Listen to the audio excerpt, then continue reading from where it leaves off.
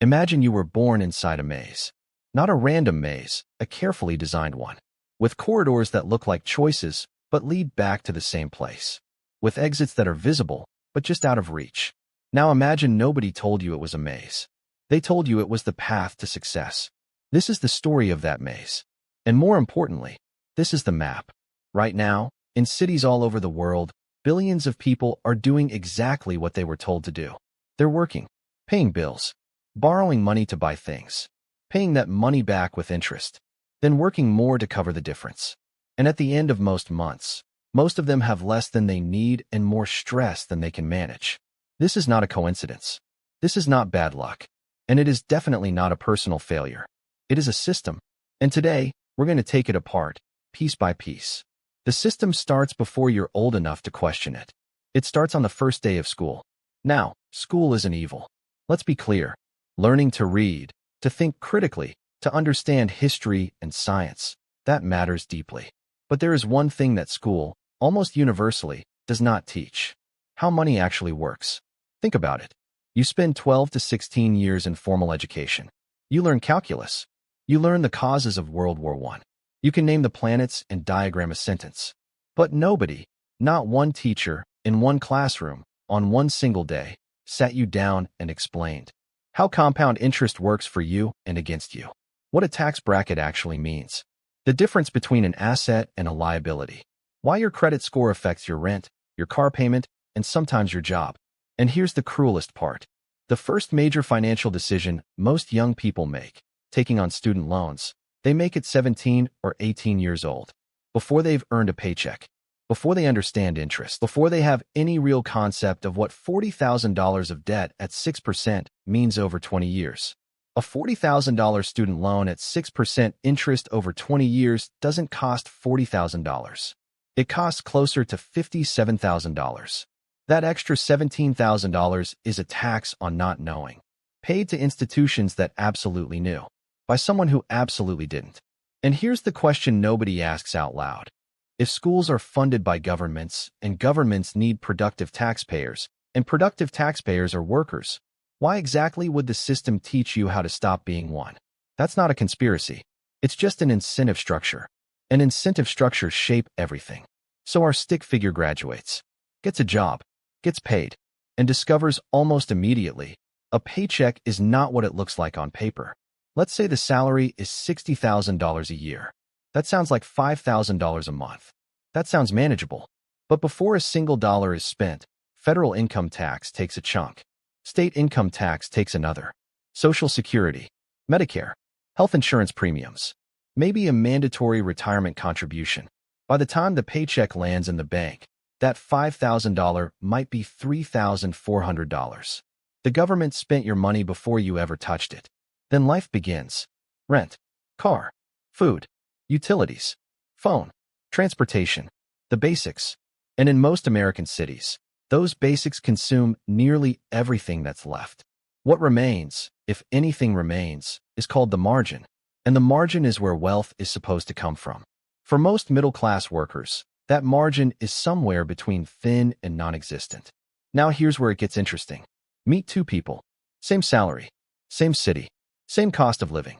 Person A saves $200 a month starting at 25. Person B saves nothing until 35. By 65, Person A has invested $96,000 of their own money. Their portfolio, compounding at 8% annually, is worth over $700,000. Person B invested the same amount over fewer years. Their portfolio, around $300,000. Same money, different timing, $400,000 difference. The salary trap isn't just about what you earn. It's about the fact that by the time your expenses are done with your paycheck, there's almost nothing left to put to work. And time, the most powerful variable in the whole equation, is quietly running out. All right, so wages are tight, costs are high, margin is thin. How does the average person bridge the gap between the life they want and the money they actually have? Debt. The credit card is one of the most elegant financial traps ever designed. And I use the word elegant deliberately because it doesn't feel like a trap. It feels like a solution. You want something you can't currently afford, and a piece of plastic makes it available right now. No waiting, no saving, no delayed gratification. just instant access. But here's what the fine print says in language designed to be unread.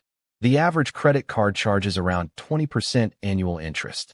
That means if you carry a $5,000 balance and you only pay the minimum, you will spend years paying it off and potentially pay $3,000 to $4,000 in interest alone. You didn't buy a TV. You rented it and forgot to stop. And this isn't an edge case. The average American household carries over $10,000 in credit card debt. Multiply that by 20% interest, and you're looking at $2,000 a year, every year, just to stand still. Not to improve, not to invest, just to not fall further behind. Zoom out for a second. Look at the whole picture. Every month, millions of people send interest payments to financial institutions. Those institutions invest that capital at compounding returns. They grow. The people paying them stay exactly where they are. The debt economy is a river, and most people are swimming upstream in it every single month against a current they didn't choose and can barely see. And it's not just credit cards. It's car loans structured to maximize interest. Buy now, pay later apps marketed to people who couldn't afford to wait. Payday loans charging 300% annualized interest in neighborhoods where banks won't operate. The deeper you are in the debt economy, the more expensive it is to exist inside it. And the more expensive it is to exist, the harder it is to ever get out. There is a force working against your money right now. You can't see it. You can't stop it. And most people don't fully understand it until it's already cost them years of purchasing power. It's called inflation, and it is the most patient thief in the financial world. Here's the simple version. Inflation means prices rise over time. A dollar today buys less than a dollar bought 10 years ago. This is normal. Managed, modest inflation is actually a sign of a growing economy. But here's what that means for your savings. If you put $10,000 in a savings account earning 0.5% interest, and inflation runs at 3% annually, you are losing roughly 2.5% of your purchasing power every year. Your balance goes up. Your wealth goes down. You're saving money and getting poorer at the same time. And the bank is sending you quarterly statements to make sure you feel good about it. Think of it as a race. Your savings are running at 0.5%. Inflation is running at 3%. They're running the same direction, but inflation is faster. Every year, the gap between them grows. By year 20, your $10,000 has a balance of around $11,000, but it can only buy what $6,000 bought when you started saving. Now consider this. Wealthy people don't keep their money in savings accounts. They keep it in assets, real estate, stocks, businesses that historically outpace inflation significantly. The S&P 500 has averaged roughly 10% annually over the last century. Real estate in major cities has appreciated similarly. So while your savings account loses to inflation, their asset portfolio beats it. Every year. Automatically. While they sleep, inflation doesn't just raise prices. It silently transfers wealth from people holding cash to people holding assets. And for the people who can't afford assets, it's a tax they never voted for and can never escape. Here's something counterintuitive that almost nobody talks about. Of the three economic groups, poor, middle class, and wealthy, the middle class is uniquely, specifically, and almost cruelly disadvantaged. And not for the reasons most people think. The very poor often have access to social safety nets, subsidized housing, Medicaid, food assistance, and legal aid. The ultra-wealthy have accountants, lawyers, family offices, and assets that generate income while they do nothing. The middle class? They earn too much to qualify for assistance, and far too little to access the wealth-building tools available at the top. They occupy the worst financial position in the entire spectrum. High enough to owe, low enough to struggle, and taxed most efficiently of all. The middle class pays full income tax rates. They don't have accountants engineering their deductions. They don't have trusts and offshore structures minimizing their exposure. They take the standard deduction and hope for the best. They take out mortgages and spend the first decade of payments primarily covering interest, building the bank's balance sheet more than their own equity. They save in 401ks. Good, important, necessary, but still fundamentally limited by their contribution capacity and the fees quietly extracted by fund managers year after year. And here's the trap within the trap. As middle-class incomes grow, the lifestyle grows with it. The raise becomes a bigger apartment. The promotion becomes a newer car. The bonus becomes a vacation charged to a credit card. Economists call it lifestyle inflation. I call it the golden handcuffs. You earn more. You spend more. Your expenses expand to exactly consume your income. And somehow, at every income level, you're still one emergency away from crisis. The middle class is trapped between two systems pulling in opposite directions, a cost structure that never stops growing, and an income structure that can never grow fast enough to build real, lasting, generational wealth. Unless something changes. Here is the moment the documentary changes tone. Because everything I've told you so far, the education trap, the salary trap, the debt economy, inflation, the middle class squeeze, all of it is real. All of it is structural. All of it is, in certain ways, by design. But none of it is permanent. And none of it requires your continued participation once you can see it. The system is powerful because it is invisible. The moment it becomes visible, it loses half its power over you. Not all of it, but half. Right now, just from understanding. Because visible systems can be navigated. Understood rules can be used. And a maze with a map is just a path. So what does the map look like? Here's what the people who escape have in common. Not luck. Not extraordinary talent. Not a wealthy family, though that helps. What they have in common is this. They stopped playing financial defense and started playing offense. Financial offense means 4 things. Remember these. 1. Spend less than you earn. Always. Not dramatically. Not painfully. But consistently. Even $100 a month invested at 25 becomes something extraordinary at 55. The margin doesn't have to be huge. It has to be real, and it has to be protected. 2. Make debt a tool, not a lifestyle.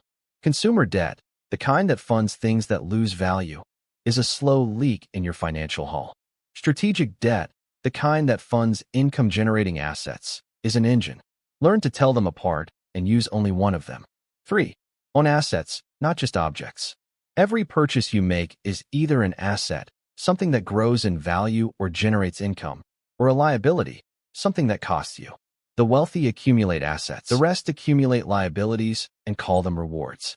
The shift from object buyer to asset builder is the single most important financial identity change you can make. 4. Understand that time is the variable you cannot recover. Every year you delay building assets is a year of compounding you lose permanently. You can earn more money. You can reduce debt. You can change careers. But you cannot go back and start compounding 5 years earlier. That time is gone. The system we've described today will keep running. It will keep doing what it was designed to do. The education system will keep producing workers. The tax code will keep rewarding capital. Inflation will keep running ahead of savings accounts. The debt economy will keep offering easy money at expensive rates. You cannot dismantle the maze, but you can stop walking its corridors like they're the only paths available. The people who built this system are not your enemies. They are simply people who understood the rules better than everyone else. And rules, once understood, can be learned, used, turned in your favor. You are not behind because you're not smart enough. You are not trapped because the exits don't exist. You are where you are because nobody handed you the map. Please like this video and subscribe to our YouTube channel for more educational content like this. Thank you.